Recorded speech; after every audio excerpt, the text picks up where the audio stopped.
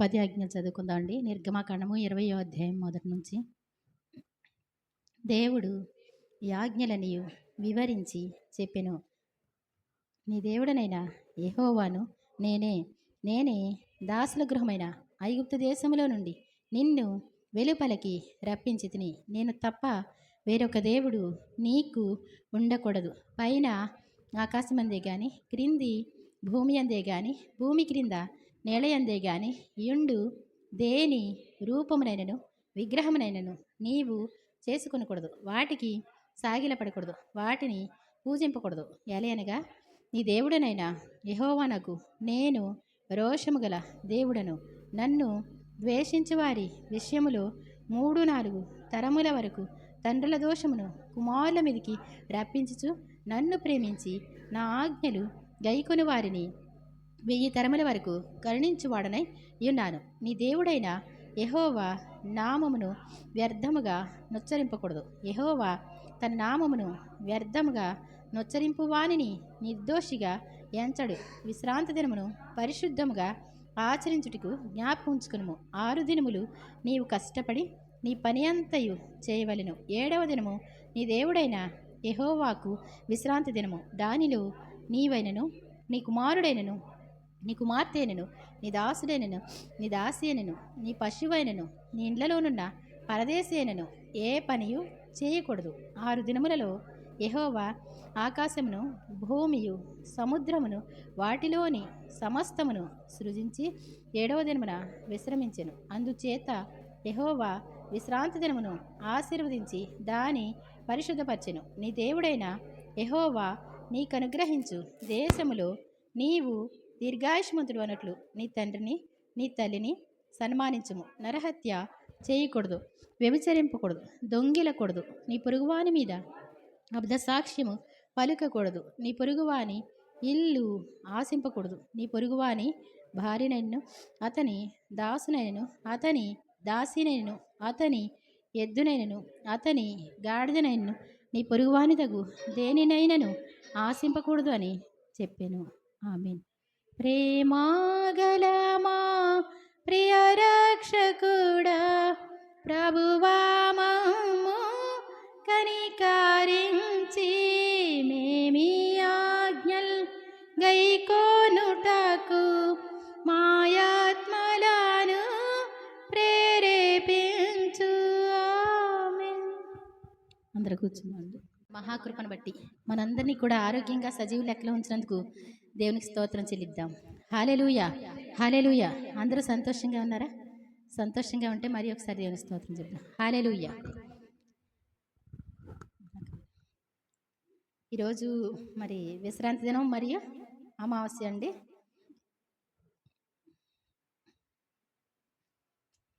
మరి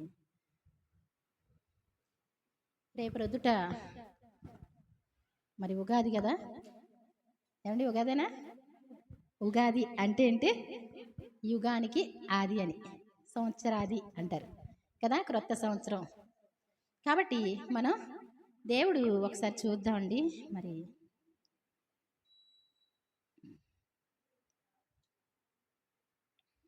దేవుడు నియామక కాలాలు చెప్పారనమాట అండి.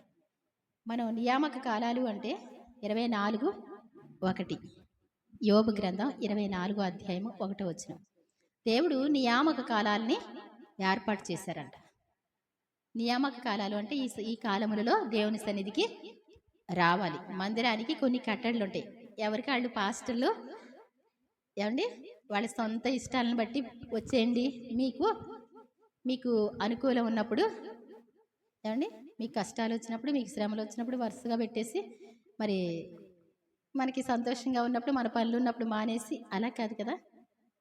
దేవుడు ఎలా చెప్తే అలా చేయడం మంచిది మనకి. చదవండి యోబు 24:1 వచనం. సర్వశక్తుడగు వాడు చూడండి, దేవుడంట నియామక కాలములను ఎందుకు ఏర్పాటు చేస్తారు ఆయన. ఏమండి, ప్రతిదానికి ఒక క్రమం అంటూ ఉంది ఈ లోకంలో, అవునా కదా? ఏమండి, వ్యవసాయం చేయడానికి క్రమం ఉంటుందా ఉండదా? మీరు టిఫిన్ చేసుకోవడానికి క్రమం ఉందా? భోజనం వండడానికి? ఏమండి, కొత్తగా పెళ్ళైన అమ్మాయి లేచి ఏమండి 10ంటికి లేచి అప్పుడు అట్లేసి సాయంత్రం అయిన తర్వాత భోజనం వండింది అనుకోండి, బాగుంటుందండి. టైం ఎలా ఉండాలి? టైం ప్రకారం చూసుకుంటేనే బాగుంటుంది ఏదైనా కదా. అలాగే మనం ఏం చేయాలి? నచ్చినప్పుడు కాదు, మనకి కష్టం ఉన్నా శ్రమ ఉన్నా దేవుని నియామక కాలాలు ఉన్నాయి. మనకి ఎంత బిజీగా ఉన్నప్పటికీ కూడా, మనకి కోతకాలం అందైనా ఏమండి, విత్తుకాలం అందైనా కోతకాలం అందైనా సరే నీవు విశ్రాంతి దినాన్ని ఏం చేయాలంట? విశ్రమించాలి అంటారు. మరి పండగలు, మరి పంటలన్నీ పాడైపోతున్నాయండి అంటారు. మరి దేవునితోనే చెప్పుకోండి. దేవుడు మీకోసం అన్ని వాతావరణాలు కూడా మార్చగల దేవుడు. కాబట్టి ఇక్కడ అంటారు, సర్వశక్తుడగు వాడు నియామక కాలములను ఎందుకు ఏర్పాటు చేయడు? బైబిల్లో లేవనుకుంటారు. మనం ఇష్టం వచ్చినట్టు చేసుకోవచ్చు అనుకుంటారు. ప్రతిరోజు కూడా పండగగా చేసుకోవచ్చు. అంటే సంతోషంగా ఉన్నవాళ్ళు పండగగా చేస్తారు. మామూలు వాళ్ళు ఏం చేస్తారని రాగలరండి? రోజు పెడితే భోజనం రోజు పెడతామంటే వస్తారా? రేపొద్దున ఉగాదండి, తప్పకుండా సంవత్సరాదండి దేవుడు ఏర్పాటు చేశారు, నియామక కాలంలో రావాలి అంటే ఏం చేస్తారు? తప్పకుండా రావడానికి ఇష్టపడతారు. అంతేనా కదా? కాబట్టి మనం దేవుడు తప్పకుండా నియామక కాలాన్ని ఏర్పాటు చేస్తారు. ఆయన్ని ఎరిగి ఉన్నామని చెప్పి ఏంటమ్మా మీరేంటి ఇలా చేస్తున్నారు? అన్యులు చేస్తారు కదా ఈరోజు. ఏమండి, మీకు సంవత్సరాది అంటే ఈ యొక్క సృష్టి అంతా కూడా ఏమవుతుందండి? నూతనంగా మార్చబడుతుంది. ఏమండి, ఒక వర్షం కూడా పడవచ్చు ఒకవేళ, అలా కూడా ఉంటే నీట్గా అయిపోద్ది. మొత్తం అంతా కూడా ఎండిపోయిన చెట్లన్నీ ఏమైపోతాయి? చిగురిస్తాయి. అంతా కూడా సృష్టి అంతా కూడా అందంగా మార్చబడుద్ది కదా. మనమే కాదండి.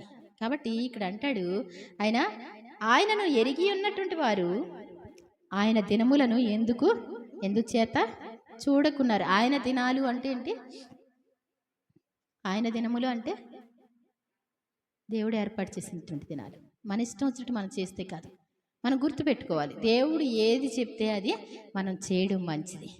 దేవుని సన్నిధికి తప్పకుండా రండి అంటే కనబడడం మంచిది. దేవుని ఆరాధించుకొని గణపరుచుకొని వెళ్ళటం మనకి మంచిది అనమాట అండి. అలాగే కొంచెం చదువు. సరిహద్దు రాళ్లను తీసివేయువారు కలరు. ఏం చేస్తారంటే వారు ఏం చేస్తారంట? అది వెళ్ళిపోయింది, చదవండి మళ్ళీ ఒకసారి. ఏంటి? అక్రమము, క్రమం, దాన్ని అక్రమంగా మారుస్తారు. సరిహద్దు రాళ్ళు. మీరు ఒక స్థలం కొనుక్కున్నారనుకోండి, దానికి సరిహద్దులు పెట్టారు. ఆ సరిహద్దు రాళ్ళు తీసి ప్రక్కకి జరుపుకున్నారనుకోండి, ఏమండి, మీ వైపు జరుపుతారా వాళ్ళ వైపు జరుపుతారా? ఏమండి, మనకు మేలు చేసేలాగా ఏముండరు. అక్రమం చేసేవాళ్ళు ఏం చేస్తారు? అక్రమం చేసి ఏం చేస్తారంట అంటే మందలను ఆక్రమించుకోవడం. ఈ సరిహద్దు రాళ్ళు అనేటువంటి ఏంటి? మందలను ఆక్రమించుకోవడం కోసం, మనుషులను వశపరచుకోవడం కోసం. మందలంటే మీరే కదా, మనమేనా? ఈ మందలను వశపరచుకోవడం కోసం మీకు ఇష్టమైనటువంటిది నేను పెట్టాను అనుకోండి, అవి ఏం చేసినట్టు? మందలను ఆక్రమించుకున్నట్టే. సరిహద్దు రాళ్ళు అంటే విశ్రాంతి దినము, పండుగలు, కట్టడలు ఇవన్నీ ఉన్నాయండి. అలాగే నీతి, న్యాయ, యథార్థతలు, దేవుని ఆజ్ఞలన్నీ కూడా అంటే అవన్నీ ఉన్నాయి, చట్టం అంతా ఉంది. కానీ నియామక దినాలు అంటే మీకు అర్థం అవ్వాలి. నియామక కాలముల్లో కూడుకోవాలి దేవుని సన్నిధిలో. వాళ్ళు మందలను ఆక్రమించుకొనుచున్నారు. సరిహద్దు రాళ్ళను తీసివేసి. సరిహద్దు రాళ్ళు అంటే ఏంటి? ఏమండి, ఇప్పుడు శనివారం ఉందనుకోండి, ఆదివారానికి మార్చాను అనుకోండి, ఏమండి, సరిహద్దు రాయి ఏం చేశాను? తప్పకుండా చాలా జాగ్రత్త, ఈ తప్పు అవుతాయి అనమాట అండి. అందుకోసం మీరు మరి మీ ఇష్టం, మరి చూసుకోండి జాగ్రత్త, వాక్యాలు చూసి. అసలు విశ్రాంతి దినములు, పండగలు, నియామక కాలాలు వీటిని సరిగా చేయలేక మరి కష్టపడ్డారనుకోండి, మన జీవితంలో ఇంకా అసలు చేయలేమండి. పండగలకు చేయలేకపోతే అవి కూడా చేయలేం. ఇంకా తర్వాత చేద్దామన్న అవకాశాలు రావన్నమాట. అర్థమవుతుందండి. మాకు అశ్వరపేటలో పెద్ద హోటల్ ఉండేది. మా అన్నయ్యకి పండగకి వెళ్తానని చెప్పి పసకాకి మా అమ్మ కాస్తంత జడిసి బాగా బిజీగా ఉంటుంది కదా, రోజు బిజీయే. అలాంటి పరిస్థితులు మరి చెప్పలేక ఊరుకుందంట. ఊరుకుంటే ఆ సంవత్సరం మిస్ అయింది. మరి తర్వాత నెల వెళ్దాం అనుకుంది. ఆవిడకి బ్లీడింగ్ అనేటువంటిది పట్టుకుంది. ఆ సంవత్సరం అయిపోయింది కదా అనుకుంటే కొన్నాళ్ళు అయ్యయ్యే తర్వాత మళ్ళా సంవత్సరం ప్రభువా నేను పండగకి వెళ్ళాలంటే మళ్ళీ సంవత్సరం మొదలుపెట్టిందంట, మళ్ళీ ఆగి మళ్ళీ నెలకి మొదలుపెట్టిందంటండి. ఇంకా ఆవిడ ఏడుస్తా, తండ్రి నన్ను త్రోసేయొద్దు అని చాలా బాధపడింది. ఎందుకు అంటే మనం ఏం చేయకూడదు, మనుషులకు భయపడ్డం, నిర్లక్ష్య వైఖరి మన జీవితాల్లో మంచిది కాదు. దేవునికి భయపడేవారిగా మనం ఉండాలి. దేవుడు అంటారు అబ్రహాముతో, నీవు ప్రేమిస్తున్న నీ ఒక్కగానొక్క కుమారుని తీసుకుని నేను చూపించే దేశానికి కొండ మీదకి వెళ్ళి నాకు బలిగా అర్పించు అంటారు. అర్పించిన తర్వాత ఏమంటాడు ఆయన, ఇది చేసినందున నీవు నాకు భయపడుచున్నావని. దేవునికి భయపడాలి మనుషులు. దేనికోసం అండి? దేవుని సన్నిధిలో కనపడమన్నప్పుడు దేవుని సన్నిధిలో కనపడదాం. మనం ఇంటి దగ్గర ప్రార్థన చేసుకునేటప్పుడు చేసుకోవచ్చు, కానీ కనబడమన్నప్పుడు ఒక టీచర్స్ ఇవాళ ఫాదర్స్ ఏంటి పేరెంట్స్ డే రండి అన్నారు అనుకోండి, ఏమంటారండి మీరు?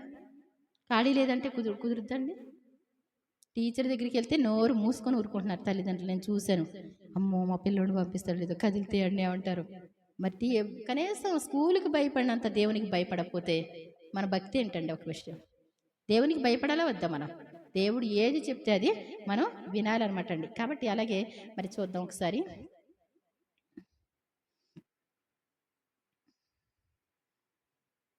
యెషయా గ్రంథం 1వ అధ్యాయము 19వ వచనం ఒకసారి చదువుదాం.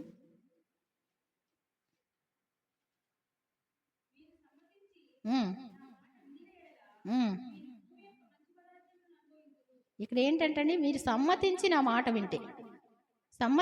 మాట వింటే భూమి యొక్క మంచి పదార్థాలు అనుభవిస్తారు. ఈ రోజున ప్రతి ఒక్కరు కూడా ఆహారం కాని దాని కొరకు పాటలు పడుతూ ఉన్నారు. మంచి ఆహారం తినడానికి కూడా కష్టపడతా ఉన్నారు. ఆ పైన అంతా చూస్తే కనుక నియామక దినాలకి రారంటండి, నియామక పండగలకి రారంటండి. వాళ్ళు ఇష్టానుసారంగా వాళ్ళు ఉంటారు. దేవుని మాట అంటే పట్టించుకోరంటండి. దేవుడు చెప్పిన నీతి న్యాయాలు ఏమాత్రం పట్టించుకోరు. ఏమండి, మాకు పైవాడు అన్యాయం చేస్తాడు కాబట్టి మేమేం చేయాలి? ఎడ దగ్గర న్యాయం చేయాలి. వీళ్ళు ఏం చేస్తారు? ఎదటి వాళ్ళకి తెలుసండి ఈ విధం, అవునా కదా? మనం పైకి వెళ్ళినప్పుడు ఏం చేస్తారు? వాళ్ళు తూనికలో తేడా చేస్తారు. కాబట్టి మనం ఏం చేయాలి? మనం కూడా తూనికలో తేడా. వ్యాపార లక్షణమే ఇది అంటారు. అది దొంగత్రాసు యెహోవాకు హేయం అంటాడు. సరి అయిన గుండు ఆయన ఏర్పాటులు అంటాడు. తప్పకుండా మనం ఏం చేయాలి? న్యాయంగానే ఉండాలి, కరెక్ట్గానే ఉండాలి ప్రతి విషయంలో. ఏంటంట, పాలు కరెక్ట్ రేట్ ఇవ్వరని ఒక గ్లాసు నీళ్ళు పోసి ఇస్తూ ఉంటారు. ఏమండి, మనం ఏం చేయాలి? ఒక 10 రూపాయలు ఎక్స్ట్రా చెప్పండి పోనీ కరెక్ట్గా. అంతేకాని మనం ఏం చేయకూడదు, కల్తీ చేయకూడదు. ఏది కూడా వాక్యాన్ని కల్తీ చేయకూడదు. ఏ దాన్ని కూడా మనం ఏం చేయకూడదు, మరి మార్చకూడదు మనం. కాబట్టి ఇక్కడ అంటాడు, సమ్మతించిన మాట వింటే భూమి యొక్క మంచి పదార్థాలు అనుభవిస్తారు. భూమి మీద శ్రేష్టమైన పదార్థాలు మీరు అనుభవించాలంటే మీరు కడుపు నిండా తినాలి, సంతోషంగా ఉండాలి, మీరు ఉన్నటువంటి ప్రదేశాన్ని మీరు అనుభవించాలి అంటే ఏం చేయాలి? సమ్మతించి దేవుని మాట వినాలి. మరి సమ్మతింపక తిరుగుబడితే ఖడ్గము పాలవుతారు. ఖడ్గం అంటే ఏంటండి? తెగులు అవ్వచ్చు, రోగం అవ్వచ్చు, కష్టం అవ్వచ్చు. ఏమండి, కాబట్టి చాలా జాగ్రత్త. దేవుని మాట వినడం ఎంతో చాలా ఈజీ అండి. దేవుని సన్నిధికి వస్తే ఏంటంట, ఆయన సన్నిధిలో ఒక్క దినము గడుపుట 1000 దినాల కంటే శ్రేష్టం అంటాడు. ఈ నియామక కాలాలు మరి పట్టించుకోకుండా మన ఇష్టానుసారంగా మనం ఉండకూడదండి. మరి లేవియాకాండం 23వ అధ్యాయము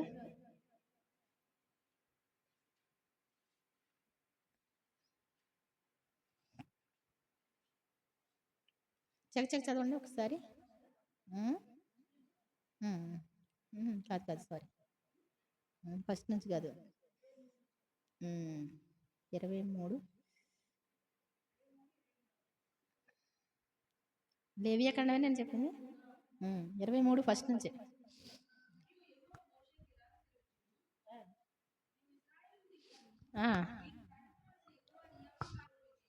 చాటింపు వేస్తారు. చాటింపు అంటే ఏంటంటే అందరికీ తెలవడం కోసం మీరు ఏం చేయాలి? ఇశ్రాయేలుకి చెప్పిన మాట చాటింపవలసినటువంటి నియామక కాలాలు అందరికీ తెలియచేయండి. ఈ నియామక కాలాలు అంటే మీరు దేవుని సన్నిధికి రావాలి, దేవుని ఘనపరచాలి. మరి దేవుడు ఊరికినే పెట్టలేదండి. దేవుడు తన ప్రియకుమారుని ఈ లోకానికి పంపిస్తారు. వాటన్నిటి జన్మదినం. ఏమండి, మాకు పండగలు లేవండి, ఏ రోజైనా ఒకటేనండి. ఏమండి, యేసు ప్రభు జన్మదినం చేస్తున్నారా లేదా? అందరూ వేరే డేట్లు చేస్తారు. మరణదినం చేస్తారా? చేస్తారు, వేరే డేట్లో చేస్తారు. అంతే. లేచిన రోజు చేస్తారు, వేరే డేట్లో చేస్తారు. ఏమండి, అన్నీ కూడా చేస్తున్నారు కాదంట్లా. కానీ బైబిల్‌లో చక్కగా రాశారు. మనం ఏం చేస్తాం? అక్కడ రోజులు ఇచ్చారు. కాబట్టి మనం కంగారు పడనవసరం లేదు. వెతుక్కోని అవసరం లేదు. ఏవండీ? మనం చట్టాన్ని అమ్మో! నాకు తెలీదనుకోకర్లా. కొన్ని రోజులు మీరు పర్టిక్యులర్‌గా వింటే మీకు అర్థమైపోతాయి అన్నీ కూడా. జాగ్రత్తగా మనసు పెట్టి వింటే మీకేం గందరగోళం ఏమి ఉండదండి. మేమేం కొత్తగా చట్టాన్ని పుట్టించలేదు. అర్థమవుతుందండి మీకు? మొదటి నెల 14వ దినం. ఇప్పుడు ఈరోజు చూస్తే గనక మనకు అర్థమవుతుందండి. దీనిలో రాసిన మాటలు చదవండి ఒకసారి. ఈ కాలముల యందు పరిశుద్ధ సంఘంగా అంటే ఏంటండి? పరిశుద్ధ సంఘంగా అంటే దేవుని సన్నిధికి హృదయపూర్వకంగా చక్కగా తలస్నానం చేసి మనసుకు కూడా ప్రశాంతత చేసుకొని దేవుని సన్నిధికి రావాలి. పవిత్రంగా దేవుని సన్నిధికి రావాలి. ఏం చేయాలంటండి మీరు? 6 దినములు పని చేయాలంట. 6 దినములు పని చేసుకోండి మీ ఇష్టం. ఏమండి? 7వ దినం ఏం చేయండి? విశ్రాంతి తీసుకోండి. నేను చెప్తున్నాను, గుర్తుపెట్టుకోండి. ఏమండి? మీరు విశ్రమించకపోతే మీ శరీరానికి కూడా రెస్ట్ లేకపోతే దేవుడు ఊరుకోడు. ఏమండి?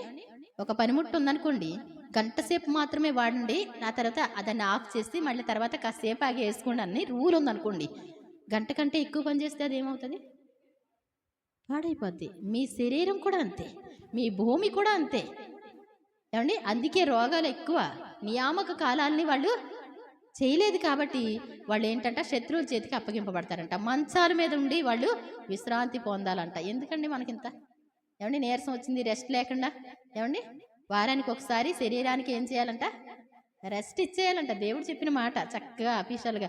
అప్పుడు దాకా అయోమయంగా ఏమండి పనులు చేసుకునే వాళ్ళని చక్కగా తలస్నానం చేసుకొని దేవుని సన్నిధికి వచ్చి దేవుని సన్నిధిలో గడపడం ద్వారా అది బరువేం కాదు కదండి. సంతోషమైనా దేవుని సన్నిధికి రావడం ఇష్టమేనండి. మాకు ఖాళీ లేదు. మీరు ప్రార్థన చేసుకోండి. మనసు ఉంటే ఏముంటుంది?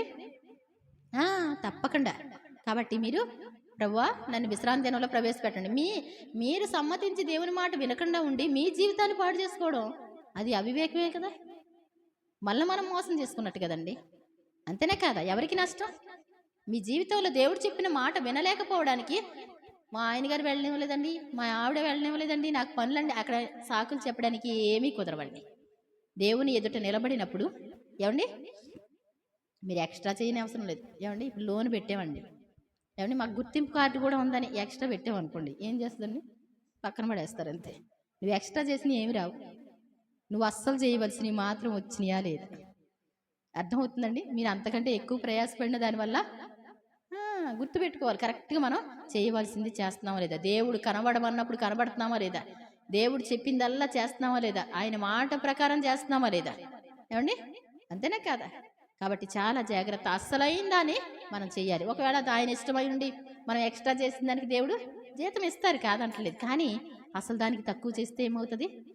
నష్టపోయినా ఎక్కువ మార్కులు వస్తే పర్లా, తక్కువైతే మంచిది కాదు. కాబట్టి మనం తప్పకుండా ఈ కాలములో 6 దినములు పనిచేయవలను. 7వ దినము వారం అండి, నెలకు ఒకసారి అండి. ఏమండి బంగారీ గారు? మీరు ఎలా చేస్తారో నాకు తెలియదు. మీరు మీ మనసులో ధ్యానం చేసుకోవాలి. మీ మనసులో ఎవరైతే వాక్యాన్ని ధ్యానం చేసుకుంటారో, ధ్యానం అంటే వినడం, దేవుని ధర్మశాస్త్రాన్ని వినివారు ధన్యులు. అంటే చదువుకోకపోతే వింటే ధన్యులు. ఒకవేళ చదువుకున్నవారు కూడా చదువువాడును ధన్యుడు అన్నాడు. ఏమండి? ధ్యానించేవాడు ఏంటంటండి? ధన్యుడు. కీర్తనలు 1వ అధ్యాయంలో. ఏమండి? దివారాత్రములు ధ్యానించేవాడు మార్గాల్ని వర్ధిల చేసుకుంటారంట. వాళ్ళ జీవితంలో దేవుడే సహాయం చేస్తారు.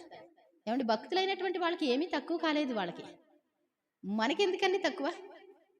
ఏమండి? మన ప్రవర్తన బట్టే నేను చూస్తూనే ఉంటాను, గమనిస్తూనే ఉంటాను. చాలా వరకు కూడా మనం చేసినటువంటి పాపాలు మన పిల్లల మీదకి వస్తూ ఉంటాయి. ఏమండి? నేను మొన్న అశ్వరాపేట జస్ట్ అటు బస్ స్టాండ్ దగ్గరికి వెళ్ళినప్పుడు ఒక చిన్న కరివేపాకు మొక్క చెట్ల కింద మొలిచిందండి. చాలా ఉన్నాయి. జస్ట్ నేను చూసి ఇలా అన్నాను అంతే. అక్కడ ఒక పిచ్చి అమ్మాయిలా ఉంది. ఎందుకు మీకే గట్టిగా అంటుంది.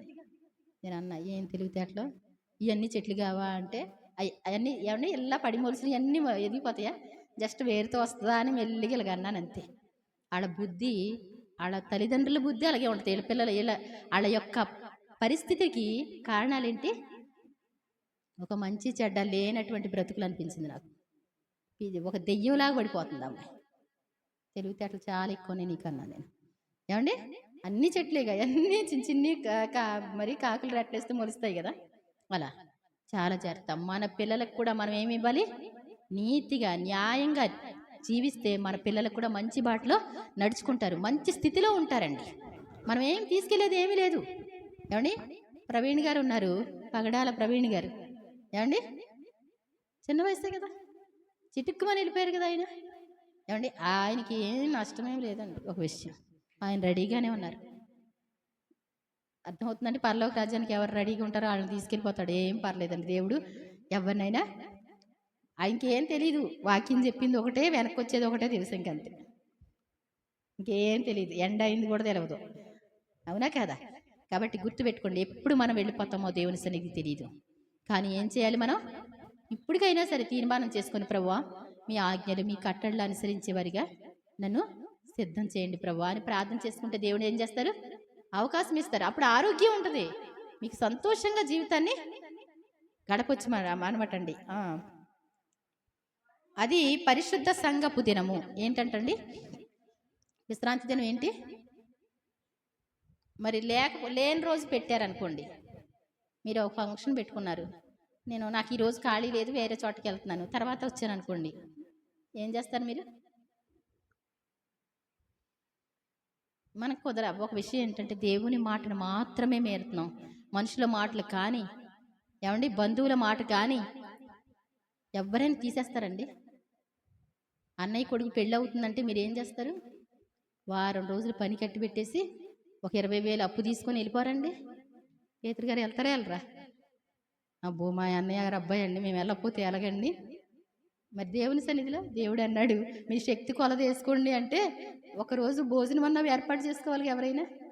అంటే మా పాశ్రమం చెప్పట్లే ఎంత మంచిదో మా పాశ్రమం అంటారు, నేను చెప్పకపోతే ఆశీర్వాదాలు మీకు ఉండవని చెప్తున్నా. గుర్తుపెట్టుకోండి, మీరు దేవుని సన్నిధిలో ఈ లోకంలో ఉన్నప్పుడు మాత్రమే చేయగలం, ఆ తర్వాత ఏం చేయలేమండి దేవుని కోసం. మనం కన్ను మూస్తే దేవుని ఎదుటి నిలబడతాం, బట్టి చేతులతో నిలబడతామేమో చూసుకోండి. దేవుని సన్నిధి వెళ్తే పర్వాలా, దేవుడు చెప్పిన మాటల ప్రకారం చేసుకోవాలి. మీరు ఏమన్నాడంటే తర్వాత, అది పరిశుద్ధ సంఘపు, అందులో మీరు జీవనోపాధి అయిన పని ఏమి కూడా ఏ పనియో చేయకూడదు, ఏ పని కూడా చేసుకోకూడదు అంటండి. వాళ్ళు ఎవరోనండి, హిందూస్ మామూలు వాళ్ళే, దేవుని కోసం భక్తి చేయడం కోసం ఖురాను, హిందూ గ్రంథాలు, క్రైస్తవ గ్రంథం పెట్టుకొని చేస్తూ ఉన్నారంట. ఒక చోట జాయిన్ అయిపోయి ఏం చేస్తున్నారు వాళ్ళు? శుక్రవారం సాయంత్రం వంటలు మానేసి అలా కూర్చొని దేవుని భజన చేస్తారంట. శనివారం సాయంత్రం వరకు ఏం పని ముట్టుకోరట, అలా కూర్చున్న వాళ్ళు కూర్చున్నట్టే ఉంటారు. ఏమండి, వాళ్ళు ధర్మశాస్త్రం లేదు, యేసు ప్రభు అంటే తెలియదు, ఏమీ తెలియని వాళ్ళు చేస్తున్నారు అలాగా. ఏమండి, భక్తి కోసం. మరి మనకు వద్దా భక్తి? వద్దా? తెలుసు, దేవుడు అంటే తెలుసు, అంటే నిర్లక్ష్య వైఖరే కదా. మళ్ళీ మనం ప్రశ్నించుకుంటే ఏమంటాడు దేవుడు? నిర్లక్ష్య వైఖరి. భక్తి ఉందా అని అడిగాడు అనుకోండి, భయం ఉందా నీకు అంటే మనం చాలా జాగ్రత్తగా ఉందాం. అలా మనం ఏం తీసుకెళ్ళాం, కానీ ఏం చేయాలి మనం? ప్రభువా నాకు సహాయం చేయండి. దేవుడు ఏం చేస్తాడు? నువ్వు కష్టపడలేవు, నీ చిన్న చేత్తో నువ్వేమీ చేయలేవు, ఆయన పెద్ద చేత్తో ఏం చేస్తారు? ఆయన బాహువు జాపి నీకు సహాయం చేస్తారు. ఆయన సహాయం చేస్తే ఎలా ఉంటుందండి? ఆకాశ వాకిండ్లు విప్పి నీ పేరే మారిపోద్ది, నువ్వు ఒక గొప్ప వ్యక్తిగా మారిపోగలవు. ఒక్క మన జీవితంలో కొన్ని సంవత్సరాల్లోనే ఏమైపోద్దండి, మన స్థితి అంతా మారిపోద్ది. ఆశీర్వదించడం మొదలు పెడతాడు దేవుడు. గుర్తుపెట్టుకోండి, మనం భేదవాళ్ళుగానే ఉండిపోం, దరిద్రులుగానే ఉండిపోం. దేవుని యందు భయభక్తులు కలిగి ఉంటే మన ప్రవర్తన చూసి అనేక మంది ఏం చేస్తారు? దేవుని నమ్ముకున్నారంట, వాళ్ళు ఎంత బాగా ఎదిగారో అంటారు. దేవుడు రహస్య స్థలాల్లో మరుగైన ధనాన్ని ఇస్తాడు, ఎట్నుంచి వస్తుందో నీకు తెలియదు, అలాంటి ఆశీర్వాదాలు దేవుడు ఇస్తారు. కొంతమంది అలా బేదగా ఉన్నవాళ్ళు ఇంకా బేదగా అయిపోయి ఏమంటే ఇంకా దరిద్రులు అయిపోవడం మీరు చూడలేదా? చూసారా లేదా? భక్తిహీనుల ఇల్లు నిర్మూలం అవుద్ది అని ఉంది దేవుని వాక్యం. ఆ ప్లేస్ ఎంత వెతికినా కానీ వాళ్ళ నివాస స్థలం కనబడదంటండి. మరి దేవుని ప్రజలకు ఎలా ఉంటుందంటండి? నీతిమంతుని యొక్క పిల్లలు భిక్షమెత్తడం కానీ వాళ్ళు ఎప్పుడు కూడా భిక్షమెత్తడం చూడలేదు అంటాడు, విడవబడ్డం కానీ. అర్థమవుతుందండి, దేవుని పిల్లలకి ఆశ్రయం ఉంది అంటాడు దేవుడు. గుర్తుపెట్టుకోవాలి, మనం ఏమీ తక్కువ చేయడు దేవుడు, అంతకంటే ఎక్కువగా. మీరు లెక్క పెట్టుకోండి, ఈసారి కాడి నుంచి విశ్రాంతి దినాలు, పండగలు ఇవన్నీ చేసుకుంటాం ప్రభా, నియామక కాలాలన్నీ కూడా చేసుకుంటాం. అలాగే మరి నీతిని న్యాయాన్ని ఎక్కడ వదిలిపెట్టాం, రవ్వంతా కూడా రాజీ పడం. ఒకవేళ బంధువులకైనా సరే రాజీ పడతాం, కానీ మీకు రాజీ పడవని తీర్మానం చేసుకున్నారనుకోండి, దేవుడు ఏం చేస్తారు? తప్పకుండా దీవిస్తారు. నీ తీర్మానమే దేవుడు దీవిస్తారు. అందులో మీరు ఏ పని అని చేయకూడదు. మీ సమస్త నివాసములందు అది యెహోవా నియమించిన విశ్రాంతి దినము. ఇవి యెహోవా నియామక కాలం. నియమించిన కాలములు బట్టి మీరు వలసిన పరిశుద్ధ దినములు ఇవి. మొదటి నెల 14వ దినము సాయంకాలం మంది యెహోవాకు పస్కా పండుగ జరుగును. ఆ నెల 15వ దినమున యెహోవాకు పొంగని రొట్టెల పండుగ జరుగును. ఏమండి, ఇది పస్కా పండుగ. మొదటి నెల 14వ దినం సాయంకాలం. అది తెల్లారి పొంగని రొట్టెల పండుగ. యేసుప్రభు శిలువ ధ్యానం చేసుకుంటాం కదండి. యేసుప్రభు ఆ రాత్రి పట్టబడడం, ఏమండి, తెల్లారి శిలువ ధ్యానం చూసుకుంటాం కదా మనం.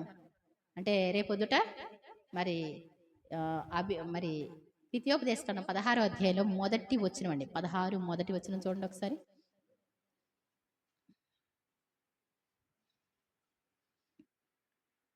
అబీబు నెలను ఆచరించి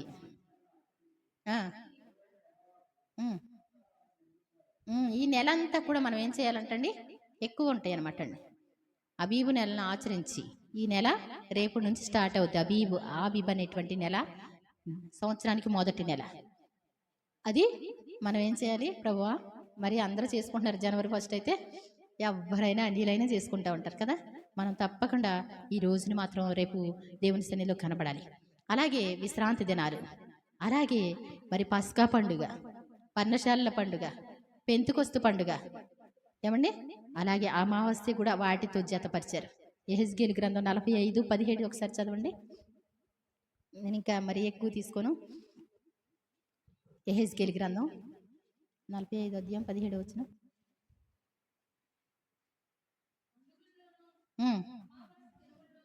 ఏంటంటండి, ఒకసారి చదవమ్మా. పండుగలలోను అమావాస్య, ఏమండి, అమావాస్యలు కూడా దేవుని సన్నిధికి రావాలా వద్దా? మరి వస్తారా మీరు? ఏమండి, వస్తామంటే ఈ రోజు జరుగుతుంది కదా, నెక్స్ట్ అమావాస్య కూడా పెట్టుకుందాం. దేవుడు చెప్పిన మాట వినడమే దేవుడు చెప్పిన మాట వినడమే మన జీవితాలకి గొప్ప భాగ్యం అండి.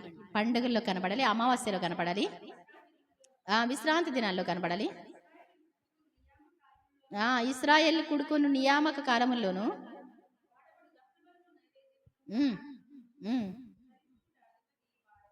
చూడండి ఇక్కడ అంటే అంటే ఈ యొక్క మందిర కట్టడలు అనమాట. ఇవి మందిరంలో ఏమేమి జరగాలి అనేటువంటివి గుర్తుపెట్టుకోవాలి. మనం మన ఇష్టానుసారంగా చేయకూడదు. భక్తి కూడా, ఏమండి, ఒకవేళ మొత్తం కోల్పోయిన పరిస్థితి వచ్చిందనుకోండి, యోవేలు గ్రంథంలో చెప్పినట్టు అప్పుడు ఉపవాసం ఉండి ప్రార్థన చేయొచ్చు. ఒకవేళ కష్టం వచ్చిందనుకోండి, ఉపవాసం ఉండి ప్రార్థన చేసుకోవచ్చు. అంతేకాని మనం ఏం చేయకూడదు, సరిహద్దు రాళ్లను తీసివేయడం అంటే తెలిసిందా మీకు? ఏమండి, మందలను ఆక్రమించుకోవడం అంటే తెలుసా? మనుషుల కోసం చేసేది కాదు, దేవుని కోసం మనం చేద్దాం. మనం అందరం కూడా యేసుప్రభు వారు ఎంతో త్యాగం చేశారు. ఈ యొక్క విశ్రాంతి దినాలు, పండుగలు అనుసరించకుండా వాళ్ళు ఎందుకని ఇలా అయిపోయారు అంటే, వాళ్ళు అంటండి తమ ఇష్టానుసారంగా ఉండి, ఏమండి, ఈ రోజున విశ్రాంతి దినాలు కానీ పండుగలు కానీ మీ నియామక కాలములు, మీ పండుగ దినాలు నాకు అసహ్యం అన్నాడు ఒక చోట. ఏమన్నాడు ఆయన? అసహ్యము అన్నారు. అసహ్యం అంటే ఏంటి? నాకు ఇష్టం లేదు. దేనికి ఇష్టం లేదు ఆయనకి? పండుగలు అంటే ఇష్టం లేదా? ఆయన చెప్పిన మాటలు అంటే ఇష్టం లేదా? కాదండి, అలా కాదు. కానీ ఏంటి అంటే, వీళ్ళంటండి అన్యాయం చేస్తారంట, అక్రమం చేస్తారంట, యేసుప్రభు వారిని చంపేయడానికి ప్లాన్ చేసుకుంటున్నారు. ఏమండి, యేసుప్రభు వారిని చంపడానికి ఏం చేశారంట? ప్లాన్ చేశారు. ఈ పండుగలు వద్దే, ఎలా అండి, రేపొద్దున పండగ కదా, ఈ పండగలు వద్దు, పండగ అయిపోయిన తర్వాత చంపుదాం. ఇలాంటి మంచి మనసులు బాగుంటాయండి. అందుకే అన్నాడు, మీరు పండుగ చేస్తే ఎలా చేయాలి? దేవుని హృదయంతో చేయాలండి. పండుగ చేస్తే పరిశుద్ధంగా ఉండి చేయాలి, పవిత్రంగా ఉండి చేయాలి. ఏ మనిషి మీద ఏం చేయకూడదు, మనం కోపం ఉంచుకోకూడదు, ద్వేషం ఉంచుకోకూడదు. చాలా జాగ్రత్త. మనం ఏం చేయాలి? దేవుని నమ్ముకున్న మనము మరి ఎలా ఉండాలి? ప్రతి చిన్న మాటలో సరి చేసుకోవాలి. మా చిన్నాన్నగారు చనిపోయారు కదా, మా నాన్నగారు వాళ్ళ తమ్ముడు అందరినీ ఒరే ఈ వెధవా అనేవారు అంటే, ఏమండి, ఏమనేవారు? సరదాగా ఉంది కదా, ఒకసారి చూద్దాం. అది అంటే వేరేనికి, అది దేవుడికి క్షమించుకుంటాడు వాళ్ళని, మరి ఎలాగో నాకు తెలియదు. కానీ ఒక విషయం చదువుదాం ఒకసారి. మత్తయి సువార్త 5వ అధ్యాయము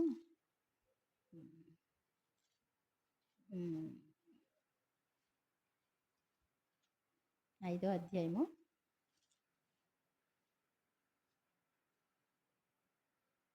వ్యర్థుడు అని చెప్పేవాడు చూడండి. 21 నుంచి చదువుదాం ఒకసారి. నరహత్య చేయవద్దు. ఆ, ఆ. ఎవరైనా సరే ఏం చేయకూడదు అంటండి. నరహత్య. నరహత్య అంటే ఏంటి?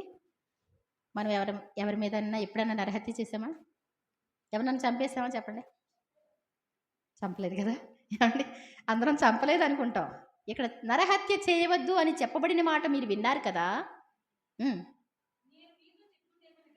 యేసు ప్రభు వారు మనతో చెప్పే మాట ఏంటంటండి?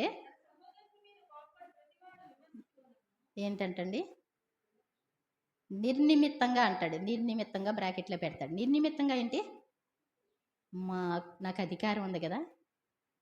ఏమండి, ఏముంది? అధికారం ఉందని ఏం చేస్తారంట? ప్రతిదానికి కోపపడతారు.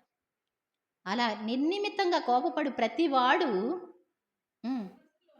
విమర్శ అంటే ఏంటో తెలుసా? తీర్పుకు వస్తారు. దేవుడు జడ్జిగా. మరి మత్తయి సువార్త 25వ అధ్యాయం 31 వచనంలో ఉంటుందండి. 31, 25 అనుకుంటా. 25, 31 ఏముంటుంది? తన మహిమ గల సింహాసనం మీద ఆసీనుడిగా ఉన్నప్పుడు నీతిమంతులు కుడివైపు ఎడంవైపు ఏమండి ఎవరుంటారు? మేకలు అంటాడు. నీతిమంతులు గొర్రెలు, ఎడంవైపు మేకలు. ఆయన వందనాలండి. ఆయన ఏం చేస్తారంట? ఆయన తీర్పు చేస్తారు. అది విమర్శ చేసేటువంటి సమయం. ఆ సమయంలో విమర్శ చేయబడడానికి వచ్చినటువంటి వాళ్ళకి, కుడివైపున వాళ్ళకి ఇంకేమీ లేదండి. వాళ్ళకి ప్రశంసలు మాత్రమే ఉన్నాయి. ఎడంవైపు ఉన్న వాళ్ళకి ఏముంది? తీర్పు ఉంది, విమర్శ ఉంది. కాబట్టి గుర్తుపెట్టుకోవాలి. మనం ఏం చేయాలంట? తన సహోదరుని మీద కోపపడు ప్రతివాడు. వందరాలన్న కోపపడడం అంటే చాలా తేలిక. మనకి చంపేస్తాను రా నిన్న అంటారు, బెదిరిస్తారు. అధికారం ఉంటే అటు పైన కూర్చోండి, పైన మనం ఏం చేస్తారు? బెదిరిస్తూ ఉంటారు. అలా ఉండకూడదు. మనం ఏం చేయాలి? కోపపడకూడదంట. కోపపడటం కూడా ఎలాగా? కోపపడు కానీ పాపం చేయకుడి అని ఉంది. ఒక రీజన్ ఉంది దానికి. కోపపడడం ఎలాగా? పిల్లలు తప్పు చేశారనుకోండి, అరే ఎందుకు చేసావు ఇలాగా? ఇలా చేయకూడదు నాన్న అని చెప్పాలి. ఒకవేళ ఏదైనా కోపం వచ్చిందనుకోండి, సూర్యుడు అస్తమించక మునిపే నువ్వేం చేయాలంట? నీ సహోదరునితో సమాధానపడు. ఆ కోపం పెట్టుకొని నువ్వు పడుకోవడానికి వీలేదు. సూర్యుడు అస్తమించక ముందు, నీ బ్రతుకు ముగించక ముందే, ఒకవేళ కానీ ఇప్పటి వరకు కూడా నీవు అజ్ఞానంగా ఉండిగన కోపాలు ద్వేషాలు పెట్టుకొని ఉంటే, నీ బ్రతుకు అయిపోయే వరకు ఏం చేయకూడదు? మనం ఆ కోపాన్ని కంటిన్యూ చేయకూడదు.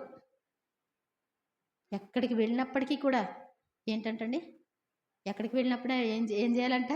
వీళ్ళ దగ్గరికి వెళ్ళాలంట, వాళ్ళ దగ్గరికి వెళ్ళాలంట. ఎందుకని? వీళ్ళు మాట్లాడుకోరంట. చుట్టాలు మనకేం తెలుసండి అవన్నీ. ఏమండి, చాలా జాగ్రత్త. ఎవ్వరి మీద నువ్వు అధికారం చేయడానికి వీలేదు. ఎవ్వరి మీద కోపపడడానికి వీలేదు. ద్వేషాలు పెట్టుకోవడానికి వీల్లేదు. పెట్టుకుంటే ఏమవుద్దంట?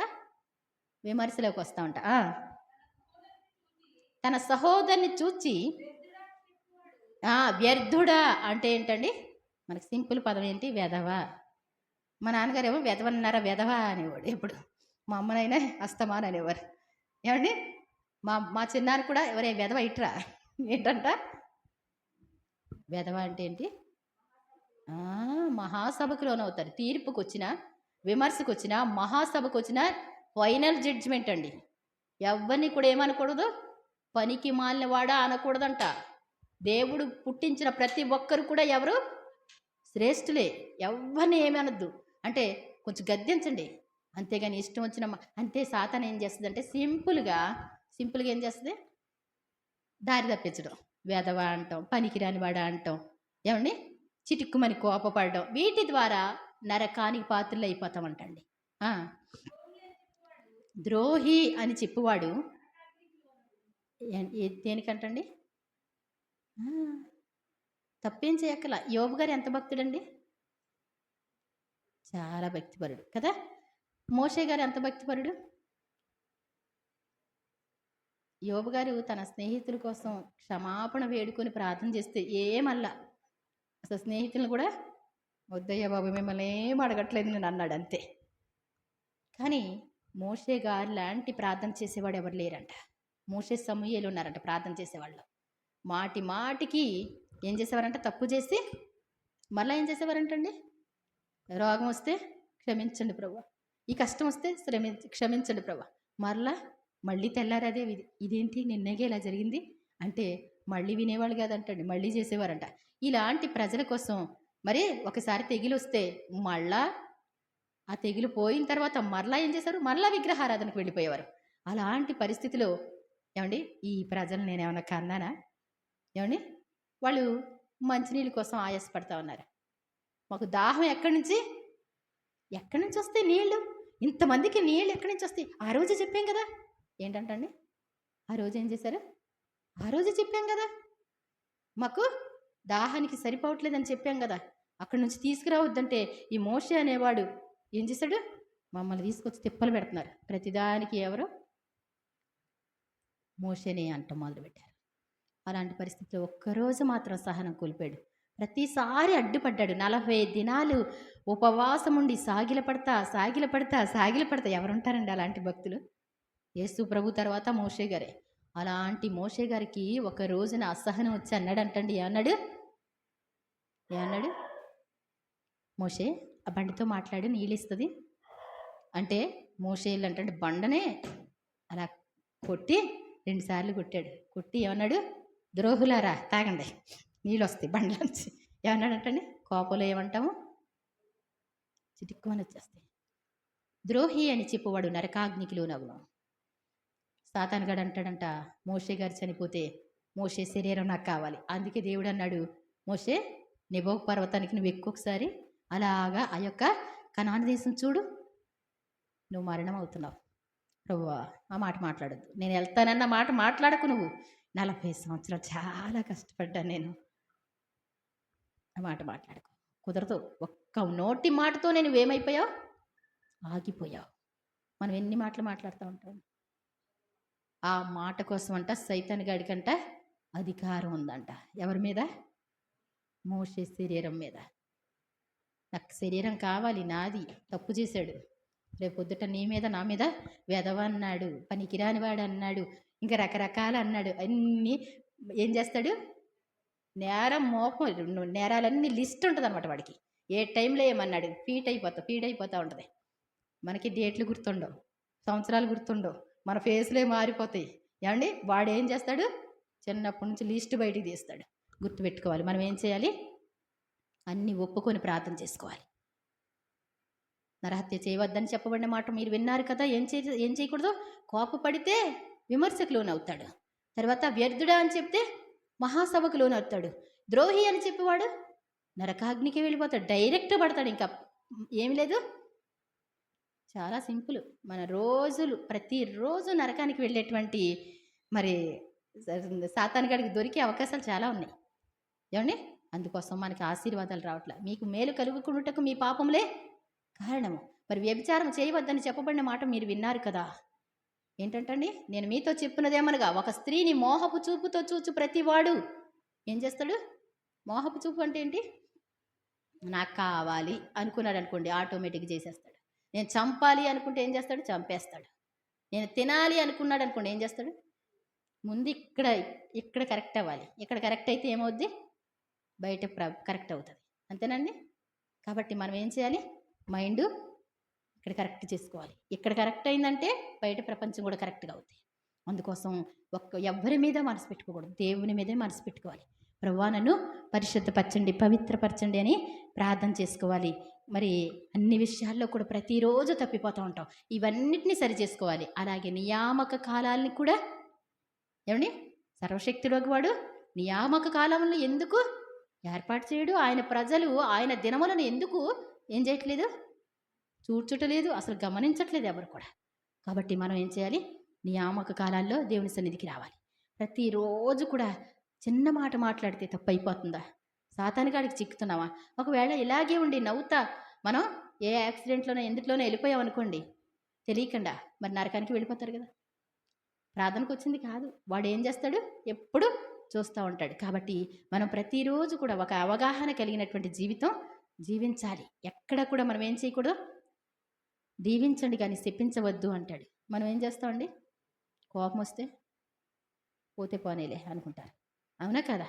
కాబట్టి అలా కాదు. మనం ఏం చేయాలి? తప్పకుండా మనకి మేలైతే ఎదటవాడు నష్టపోయినా పర్లేదు అనుకుంటాం. చాలా జాగ్రత్త. పిల్లలకు కూడా భక్తి నేర్పించుకోవాలి ప్రతి విషయంలో కూడా. మరి ఎంత ఆస్తులు ఉన్నప్పటికీ కూడా భక్తి లేకపోతే పనికి రాదండి. ఏమండి? చాలా జాగ్రత్త. ఒక క్రమమైనటువంటి జీవితం నేర్పించుకోవాలి. మొన్న ఒకసారి ఒకళ్ళు ప్రార్థన చేయించారు. ఒక పిల్లోడు ఒక ఒక 11 సంవత్సరాలు ఉన్న అమ్మాయిని, అంటే ఇతనికి 22, ఆ అమ్మాయికి 32, భర్త ఉన్నప్పటికీ కూడా మరి చేసేసుకుంటానని ఇష్టపడిపోయి, ఏమండి, వాళ్ళ తల్లిదండ్రులను ఇబ్బంది పెట్టి, వీళ్ళ తల్లిదండ్రులను ఇబ్బంది పెట్టి ఇలా చేసుకొచ్చాడు. ఏమండి, ఆ అమ్మాయి కూడా ఏం చేసింది?